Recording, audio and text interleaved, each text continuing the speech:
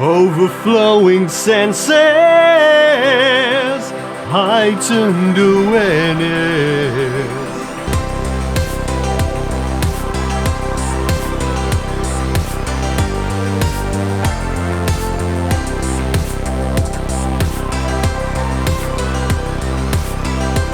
Hi guys, and welcome to Piano and Keyboard Artist, where we discuss the artists related to pianos, keyboards, and synthesizers. And here is a video that I've been meaning to make for a long time, and I've finally decided to produce this video. And in this video, we're going to talk about Martin Gore and his vibrato voice.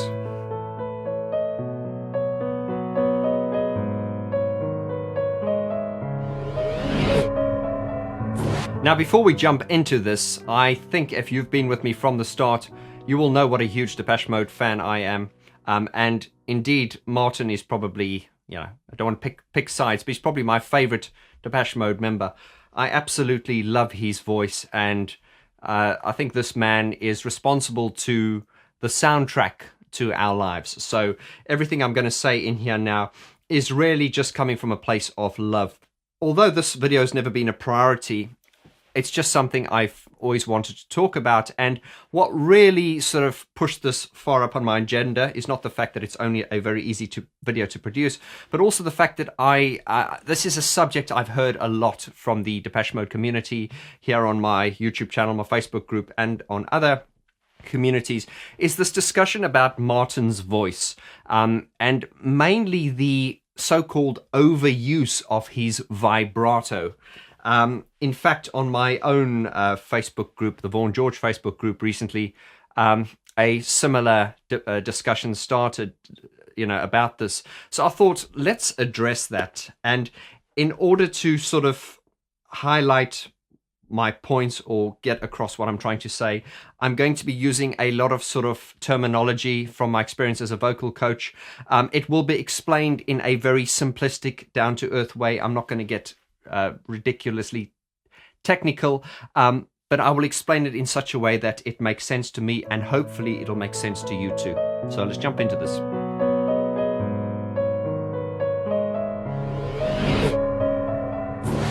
First things first, what type of singer is Martin Gore? Now, you get the spectrum from this side to this side, and fundamentally you get emotional singers and then you get technical singers. A technical singer is someone who can really turn it on, and no matter how they're feeling, they have enough technical ability or knowledge to kind of just manipulate their voice to get a certain emotion across. I've seen singers like this before, people who are really technical. It doesn't matter how they can be having a really shitty day, but they can just turn on a really happy sound. Then you get the singers on this side, on the far side of the spectrum, which are what I call emotional singers. And emotional singers are those singers that, if they're in the studio to record a happy vocal, if they're having a bad day, they just cannot detach from their emotions. So to summarize, technical singers who can kind of just almost like actors, and then you get emotional singers. Now, of course, with any scenario, there are polar opposites. You get on the extreme end, you'd get someone who's a very technical singer. And on this extreme end, you'd get someone who's a very emotional singer. The reality and the truth is that most singers do not sit on either side of the far end. Most singers sort of sit somewhere on the scale, somewhere in between. You'll get some singers that are sort of more technical, but they kind of this side, they are to the emotional side. But then you get those singers who are sort of emotional, but they slightly more to the technical side, but more to the emotional side. You get where I'm going with this. And then you get those singers who are kind of in between, 50-50. But that I've found to be very, very rare. I find that most singers are fundamentally, you're fundamentally more a technical singer or more an emotional singer. Now, what type of singer is Martin? Well, if we take it back to Martin's training, remember, and in that video I met Martin Gore myself, link in the description below. I had the opportunity to ask him some questions, and one of the questions I asked was, are you musically schooled? Did you go for training? Did you go for piano lessons? Did you go for singing lessons? And he was like, no. So what I realized there and then is that this, as our friend Gareth Jones has always said, that Martin Gore is this like real musical spirit. He's a real sort of, music is just everything within him, and there's nothing else that this man was born to do except make music. But I would say, and this is just a guess, I would say Martin is more of an emotional singer more than a technical singer. How far, I would say he sits more on the emotional side of the spectrum as opposed to the technical side of the spectrum. That's not to say that he has bad technique or anything. What I do find with his voice is, I think a lot of, the classical musical schooling, which I don't understand and I don't care about either. They might listen to Martin Gore's technique and say, oh, you can hear by the control of the diaphragm or blah, blah, blah. He's not a proper singer. It brings me on to cabaret. Very often when you listen to cabaret singers, we've got a program here in the UK called Strictly Come Dancing, and they have these. It's a great it's not my cup of tea, of course, but it is a great production, and there is tremendous talent. I have a lot of respect for it. But when the dancers dance, they have a live band playing in the background, and these singers and the band members are phenomenal. I mean, they have got better voices than the songs that they cover, and the musicians in that cabaret band are better musicians than the musicians that they're covering, if you understand. So if they're going to do a cover by, let's pick on New Order, the singer's probably going to have a far better voice than Bernard Sumner, and the band are probably going to be more tight. However, as I've always said, you get to a point where you can be so technical and so flawless that it just becomes sterile and bland and dull and boring. And if you've been with me from the start on this channel, you know exactly what I'm talking about. So Martin Gore, to my ears and to my soul, soothes my soul. He really does it for me. I really, really am a huge Martin Gore fan. I suppose you could call me a fanboy. And probably because of that, I'm probably not the best person to give a sort of unbiased opinion. But I'm going to talk about this anyway and just tell you how I feel about his voice, how I feel he uses his voice, and also how his voice has changed over the years, and address some of the comments I've heard about his overuse of vibrato and so on and so on.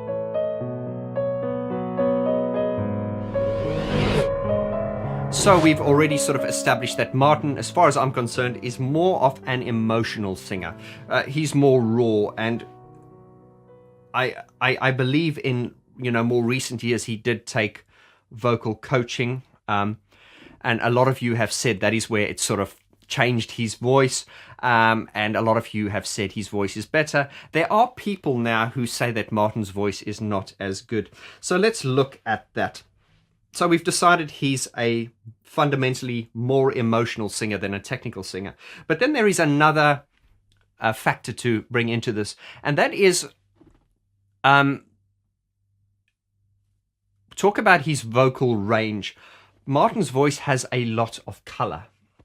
Color meaning, he has this open round sound, but then he can take it quite high, and he usually uses that high head voice whenever he's kind of singing harmonies with Dave. So Martin's voice has a lot of different colors, and that's what I like about his voice. It's very dynamic. And what I mean by colors is when we talk about the color of a singer's voice, we're talking about the sort of the tonality. Dave Gahan, I'm going to sort of draw references to him every now and then. Dave Gahan's voice to me does not have the color that, as much color as what Martin Gore's does. Dave's is very sort of round and direct, and it has more sort of like power. And his voice has changed a lot. That is another subject which I should address in a separate video.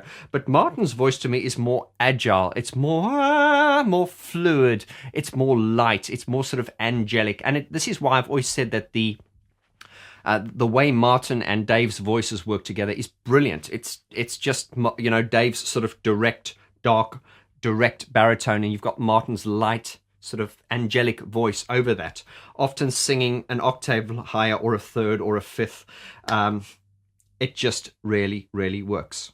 For a more in-depth, detailed analysis, do check out this video, which I released probably about 18 months ago. And in that video, I sort of address the Martin Gore and Dave Garden vocal sounds and how they sort of blend and mesh together. So back onto this video, Martin has... Sorry, guys. Hello? Hello, Vaughn! Vaughn George! Oh, hi, hello, Mrs. Norris. Yeah, you goddamn son of a bitch! You know I'm calling you! Yeah, you know, where's my goddamn sustain pedal? Mrs. Norris. And dust cover for my Yamaha Mrs. Norris, please. Mrs. Norris, I'm filming at the moment. Can I call you back, please? You goddamn diddly... I will call you back, Mrs. Norris. Thank you. You hound, you better call... Okay, Mrs. Norris. You better call me back, bye. you son... Sorry about that, guys. Okay, so where were we? Okay, so Martin, we've established, is a fundamentally more emotional, more than a technical singer. And talking about the sort of range and the color that he uses, his voice is very dynamic.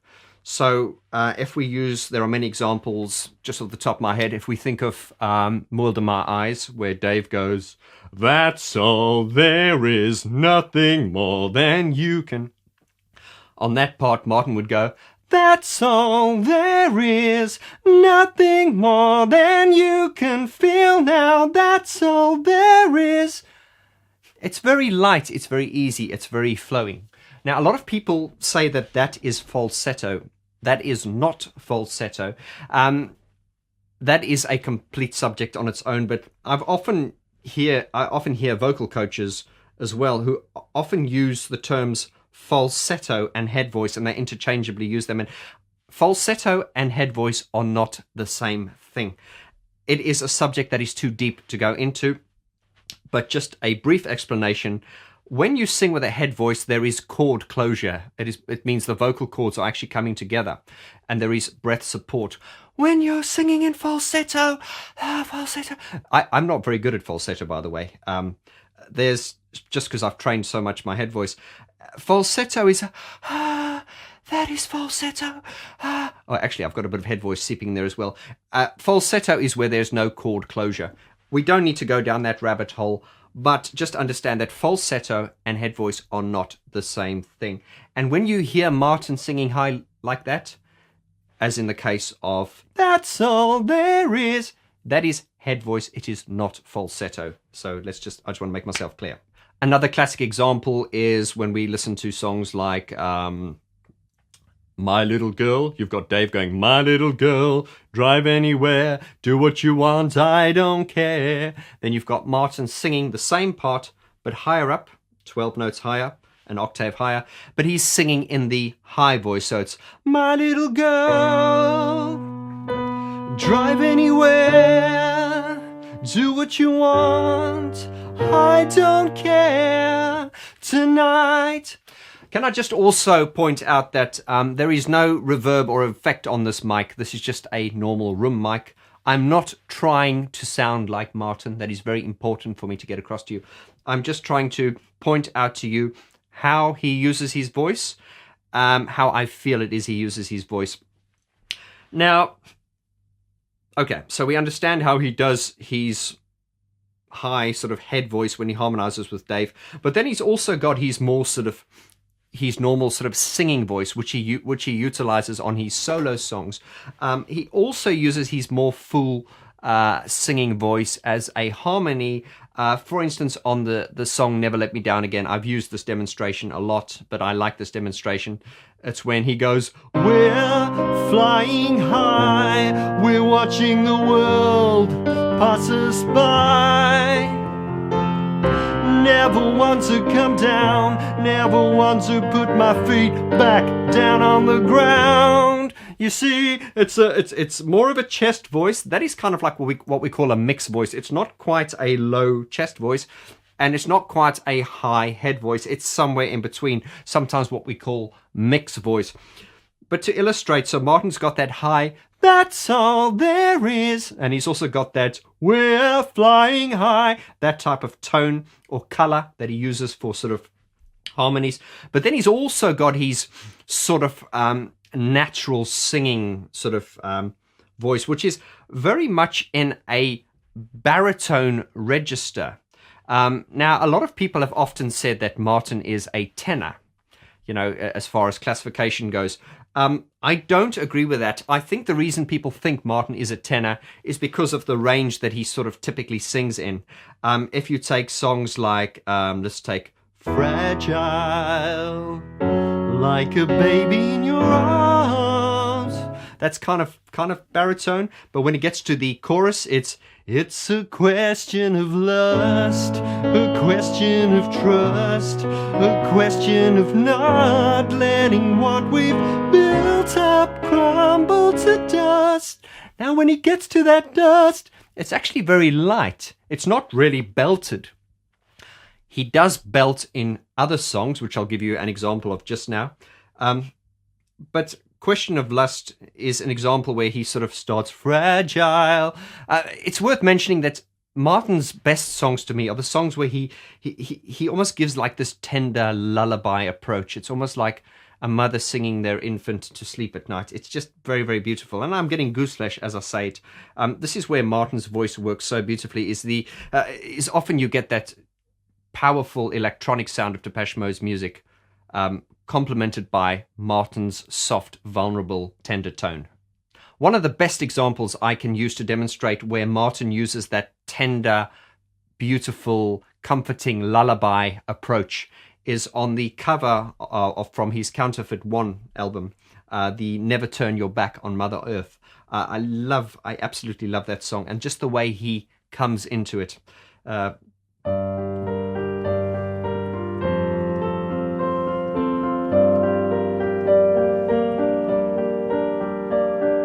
When she's on her best behavior, don't be tempted by her favors. Never turn your back on Mother Earth. That is a beautiful song. Just the way he comes in, when he almost kind of like stumbles over it, but it's kind of like, it's not like a stumble, it's kind of like a graceful, when she's on her best, then it goes less behavior, more to the head, don't, more to the throat, be tempted by, to the chest first, her favors, and here comes the vibrato, never turn your back on Mother Earth. Now, we're getting onto the vibrato now. So we've already established he has lots of different colors. Let me give you another example of color. When he sings songs like The Sweetest Perfection, if we go onto the album version on Violator, by the way, check out my album review series continuing with Violator coming February. You don't want to miss that one. But The Sweetest Perfection, it starts in the C minor here. The sweetest perfection to call my own, the slightest correction couldn't finally home. It's just so subdued and intense. Interesting, and we'll get into this on the Violator album review series, is that apparently Dave Gahan supplied some of the backing vocals for that song, Sweetest Perfection. I heard that recently on a podcast. That is not something I'm not sure about, but it is interesting, and apparently it adds that depth to it. Because remember that Dave has a fundamentally lower voice than Martin, and while we're talking about registers, some people often say Martin, as I say, they say he's a tenor.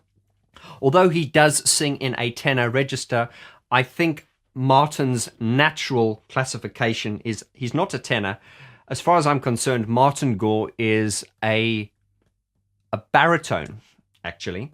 And then Dave Gahan is what we would classify as a low baritone. Now, these vocal classifications are, I don't want to say they're dated explanations, but these classifications of putting singers into a box really comes back from the old school sort of classical training. You know, when you had choirs, you would put bass, tenor, alto, soprano, and then all the different classifications. So, and the reason that has sometimes done a lot of sort of damage to singers is the fact that I've worked with singers. I've seen people before, particularly guys who want to sort of sing. They want to be able to sing higher, but because they were in a choir in school or in church, and they were told that they are a baritone, they therefore feel, I will never be able to reach high notes. However, I have found that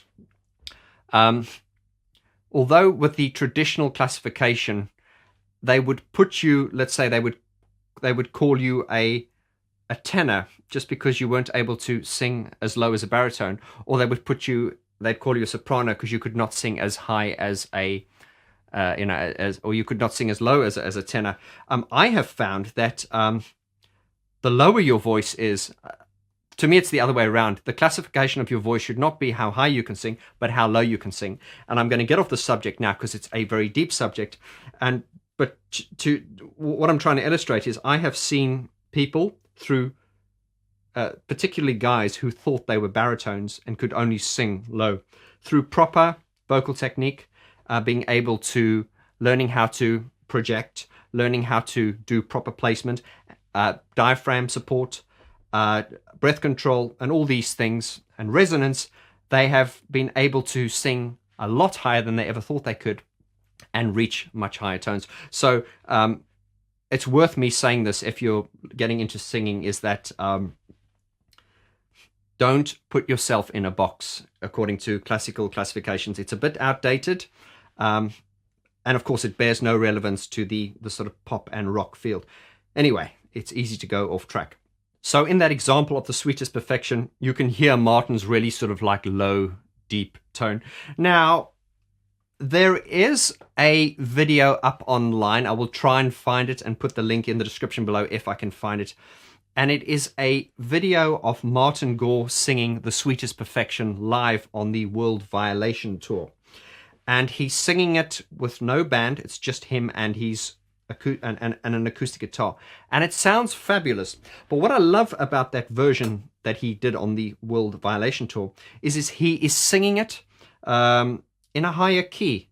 So instead of singing it down here, the sweetest perfection to call my own, he sings it up here starting on the F sharp. The sweetest perfection to call my own, the slightest correction couldn't find Lee home. Now I love that register.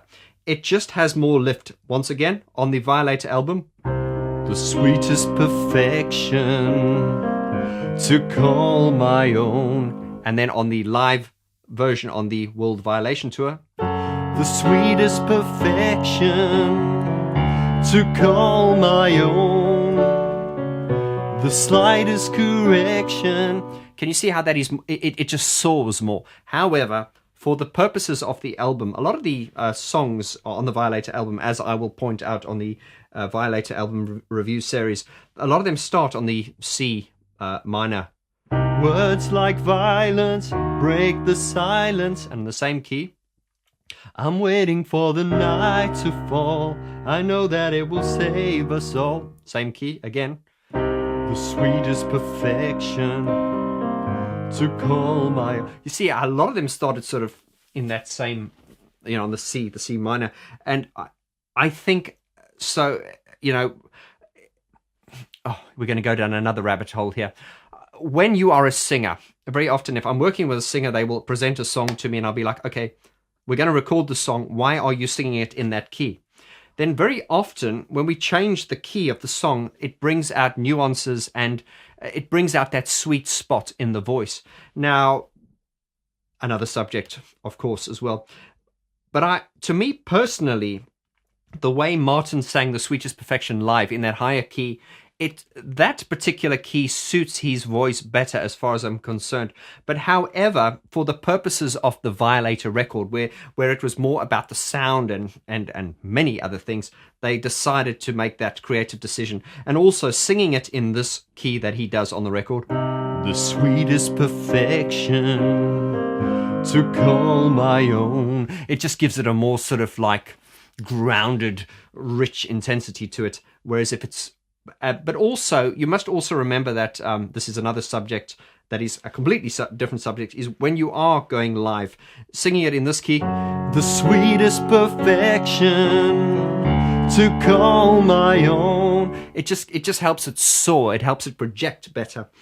And this is what I loved about the mode, is when they go live, they often switch up and change the live versions. Not so much in recent tours, but they definitely used to do that a lot, presenting different versions and keeping the live performance so interesting. It is in that demonstration where I sometimes felt that Martin is singing too low. I sometimes feel that in certain songs he sings so low that it doesn't quite reach his sweet spot. And remember, every voice has its kind of sweet spot. And I just feel, of course, my voice is different to Martin's, but just listen to Martin once again where he goes, the sweetest perfection to call my own, compared to that live version, the sweetest perfection to call my own. But then once again, then you realize it's the compromise. When you're making a record, you need to decide, okay, are we going to go for the point where the voice is at its sweet spot, or are we going to go for the point where it's going to bring it? And I think in Depeche Mode, when it comes to making the records, I feel that when it's a compromise between what's the sweet spot of the voice and what's the sweet spot of the sound, I think the compromise I feel they always lean it in favor of the atmosphere. And another subject that we can really go into in depth on another video.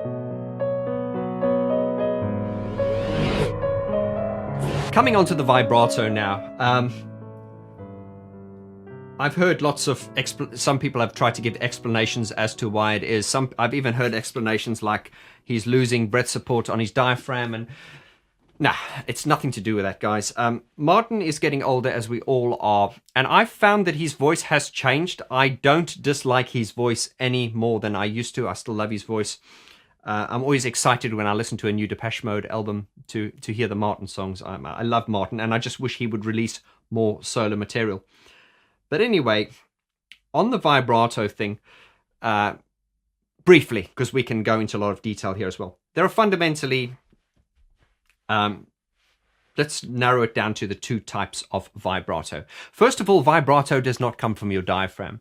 Your diaphragm is breath support. It's supporting the note. The vibrato comes from your throat. You can do the demonstration right there as I'm sitting with you here.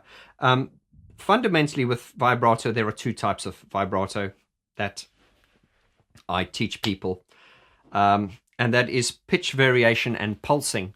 Now, pitch variation is an example of E. It's kind of where you're sort of alternating on the pitch E, but then there's pulsing, which is E. That's where the vibrato travels on, it's pulsing, but it's on a constant pitch. It's not actually changing pitch. Now, Martin does utilize both of those in his singing. And also just on the subject of his voice changing, as you get older as a singer, they've often found that male voices tend to get better with age. A great example I think of is Billy Joel's "It's 9 o'clock on a Saturday. The regular crowd shuffles in." Anyway, let's not go down a Billy Joel rabbit hole now. But if you listen to him sing it now, he doesn't go, "It's 9 o'clock on a Saturday." He now sings it, "It's 9 o'clock on a Saturday." So he has to transpose it lower because as you get older, you lose range. You also tend to lose some of the subtlety and the agility. And that is why, if you listen to Martin, a classic example on Shake the Disease, he does that, does it better than I do it. But in recent years on the Shake the Disease, which is usually done acoustically,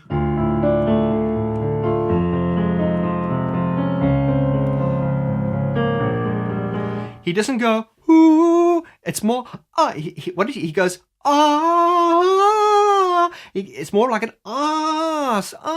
more of an type of sound. And of course, that is an example of where his voice has changed. So he has to manipulate or change the way he delivers it so that it comes across differently. It's just that as you get older, your voice changes, and you need to manipulate or change the mechanics in the way you use your voice to achieve the same pitch. Now, that's very often not difficult, because if you lose the sort of subtlety in the upper registers, even let's say if you were doing something in a falsetto, you might not have the muscle control to do that anymore, so you would have to substitute that sound and use a more sort of head voice type of sound. And I don't want to lose you here, but just understand that as you get older, your voice changes, and there are different techniques that you need to apply in order to get the song across and to get the sound. And that is why I can understand a lot of you are saying like, oh, he doesn't sing the same as he used to. As far as the diaphragm, and I think Martin's voice, if anything, it's gotten stronger. It's definitely gotten more sort of deeper. That is something I find with male voices as we get older. They sort of become fundamentally deeper, and they become sort of richer, and they do tend to lose that subtlety. Just a random example, I was talking about Simon Le Bon the other day, and in fact I should do a video on Simon Le Bon's voice. Simon Le Bon to me was never a great singer. To me he was like the singer of Duran Duran. Duran Duran was more about the sound. Simon's voice was never great to me. I always felt that he was always singing far beyond, he always sounded like he was straining. But indeed, when I've been watching a lot of recent Duran Duran footage, and indeed when he did his Paper Gods tour, I think Simon Le Bon is one of the few vocalists that has really improved with age, and his voice is amazing now, and I think we should definitely do a video dedicated on Simon Le Bon's vocals. So, examples of the sort of extreme vibrato that you guys are talking about. You do hear it on the records. I'm thinking of songs like Overflowing Senses, Heightened Awareness. There's the low. I have heard, just hearsay that apparently Martin has said, I don't know how true this is, it's just hearsay, but apparently Martin has said as he gets older, he's got no control over the vibrato. Now, this is not about me, but I as a singer as well, I find it difficult to sing just flat, and flat meaning direct. Let's take the example of Martin going Overflowing Senses. If he did it just direct, it would be overflowing senses. You see, even there, I've got a bit of vibrato kicking in. But he chooses to go overflowing senses, heightened awareness. That's the way he sings, man. That's his style. Of course, the vibrato has become more extreme and sort of pronounced as he's gotten older. Just on a separate subject, I find this like with my parents, and I find people who are getting older, and especially when you talk to old people, they say that as you get older, your personality becomes more intense, and indeed your voice is part of your personality. And we start off with Martin in the beginning. He was always a very shy kind of guy. He had this light voice, but now he's got a real sort of confident. I think his voice is just... Remember, your voice is an extension of your personality, really.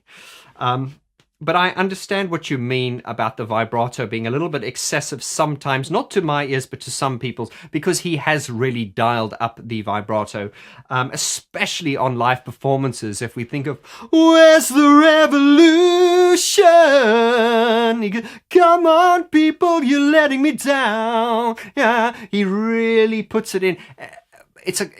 That's the way he sings, man, and it's not right or worse. As I said, the only thing I can sort of notice on Martin's voice is a slight loss of sort of like subtlety on the top notes, but what he has gained in return is a real sort of depth and a sort of gravitas to his voice. you lose something, you get something back. You can't have it all. But I would personally disagree with people that say his voice has gotten worse. I don't think so. His voice has changed, of course, and that is why you don't sort of notice that. Where that change becomes very apparent is when he's singing sort of older songs. I think with the newer material, when you write new material, you kind of tailor it to your voice. But hey, man, Depeche Mode will be going for, 40 years? So, of course, if he sings songs like, she remembered all the shadows and the dogs that they found, it's going to sound different because he's probably going to go, she remembered all the shadows. And you also find when he does that acoustic session within the live sessions with Peter Gordino, have you noticed how slow the tempos are? It just allows it to sort of breathe. He's matured. They've matured. Things change. Gravitas. It's like well fermented wine. Fermented wine? Yeah, you know what I mean. Another good example to illustrate how Martin's voice has changed and how he uses his voice, how he changes his voice to adapt it to the song, to compensate for the fact that his voice has changed, is if we use the example of the song But Not Tonight. And I was delighted to hear this version in 2013 when I went to see them. And I did get tears in my eyes when I heard this version, when Martin just sang it and Peter played it on the piano.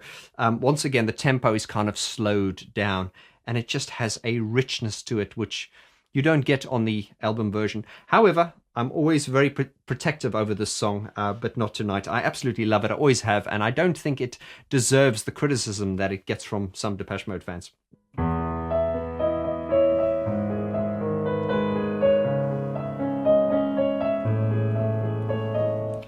Something like that. But notice on the record, he goes, ooh, ooh.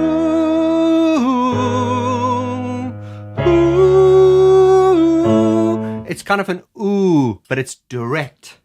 But when he did it live on the piano, he doesn't go ooh. It's something more like oh, oh,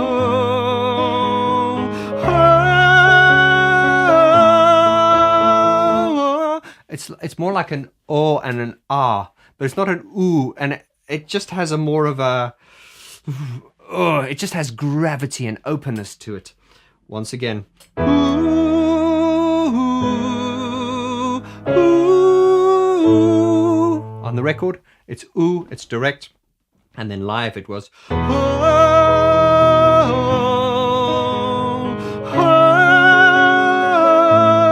oh. It's that kind of oh. Once again, I'm not trying to sound like him. I can't. Obviously my voice box and my mechanics are different. But yeah, that is an example of how he's adjusted and adapted his singing style to suit an older song. Coming on to the way Martin uses his voice, if you watch the previous video I put out on Tears for Fears, how I explained how Kurt and Roland use their voices and how people sometimes get it mixed up. Just sort of briefly touching on that. You remember in that video I spoke about, let's use the polar opposite scale again, where you have on this side, you have singers who are what we call lower larynx position singers. Lowering your larynx, your larynx over here. As I said, if I say lower your larynx, you can't do it consciously. But if you yawn, your larynx comes lower. And it's that round, open lower larynx position that Martin utilizes as well. Also, I explained on the polar opposite side of that scale, you get what we call pharyngeal singing, and that's like, Tommy used to walk on the job. He's got that twang, that nasally kind of Axl Rose, and the reason singers use that, I call you, I need you, my heart's on fire. I mean, even Tina Turner uses that a lot. It's pharyngeal. It's apparently up to 500% louder. It cuts through. Of course, using those extreme examples, no singer is completely low larynx or completely pharyngeal. Everyone is somewhere in between. But Martin is more towards the sort of lower larynx position, which gives it that, just think, fragile, which is the same sort of position. It's a larynx position that Roland Orzabal or Kurt Smith or Dave Garn would use. There are lots of examples. I'm just going to quickly throw in a random one here. Let's talk about Morrissey. I'm the sun, I'm the air. That is a lower larynx position, but he's not as far down the... He's a bit more to the sort of pharyngeal side. Of a shyness that is criminally vulgar. So when I go this, when I go like this, I'm indicating pharyngeal, and when I go this way, I'm indicating larynx. So with Moby, Morrissey, it's I'm the sun, I'm the air. Of a shyness that is criminally vulgar, I'm a summoner of nothing in particular. Please shut your mouth, how can you say I go about things the wrong way? I am human and I... Why are we talking about Morrissey? Just because it's just to sort of demonstrate how your voice is never set on the spectrum. It's just that you're either more here or more there. And Martin is more on the sort of lower larynx position. Fragile like a baby in your arms. But even when he goes into his sort of pharyngeal register, he backs off the intensity and it's softer. Let's not turn this into a vocal tuition lesson. And now, my friend, it's up to you. Please leave your comments in the description below. What do you think of Martin Gore's voice? Do you agree with me? Anything you want to say about Martin's voice, the vibrato? Does it put you off? Do you like it more? How has Martin's voice changed? What do you think? Let me know. And that brings this video to a close. Once again, a very, very long video. And once again, man, if this is your first time to my channel, I hope you enjoyed this. Please hit the subscribe button, hit the like, it helps me a lot, and join this community. I'm sure if you're one of those people who likes 3-minute YouTube videos, I've probably lost you. But remember, guys, I make no apologies for the fact that my videos are very passionate, very in-depth, and if you're one of those people who have a 5-minute concentration span, this is not the channel for you, and I make no apology for that. But if you've enjoyed this and you've just come here, please hit the subscribe button and join the community. Also jump on board and join the Vaughan George Facebook group. The Vaughan George Facebook group is kind of a forum group. It's where we can discuss the topics on this channel in a sort of friendly, sort of like a group environment. And it is a really, really great group. So jump on there and, make yourself known and ask, join the community. Also, guys, as you know, there are no sponsors for these videos, but as I say, remember that you can support this channel by purchasing this original Depeche Mode artwork here. These are original poster prints by the artist Brian Griffin, who actually did the first 5 Depeche Mode album covers. And this is the only channel in the world, or only place in the world, where you can actually buy these. Just trying to get it in focus. But yeah, to get more information, all the information how you can obtain those is in the description below. You can go to www.vaughangeorge.com.